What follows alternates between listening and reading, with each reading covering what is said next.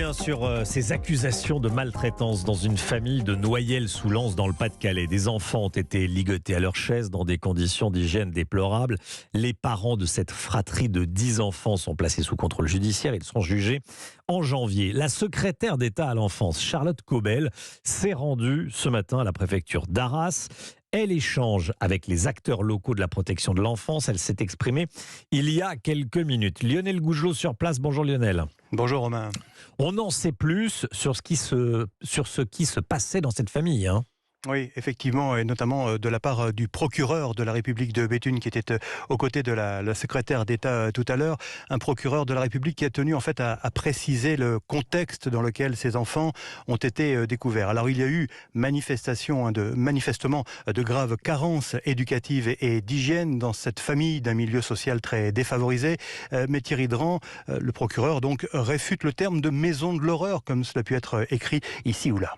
On a affaire à des manques d'hygiène, à des carences éducatives. On n'a pas de traces de coups sur les enfants, quand tout s'était vu par des médecins légistes. On n'a pas d'enfants couverts d'excréments, comme je l'ai pu lire partout. Non, ils sont sales, il y a des manquements.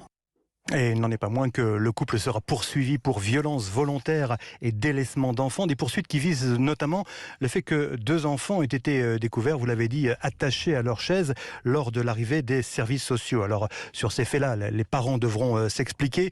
En tout cas, il s'agit d'une famille que les autorités n'avaient pas particulièrement repérée, malgré certains signalements comme maltraitante, selon Charlotte Caubel, la secrétaire d'État chargée de l'enfance. Il y a eu des signalements qui se sont révélés d'année en année, mais qui n'ont pas nécessairement été recoupés les uns avec les autres. Une famille qui, par ailleurs, était parfois très coopérante et parfois pas du tout coopérante. Quand elle avait une visite des services sociaux, mettait peut-être en ordre sa maison, avec bonne volonté ou consciemment pour cacher sa réalité. Alors la ministre reconnaît toutefois qu'il y a eu bel et bien des défaillances dans cette affaire.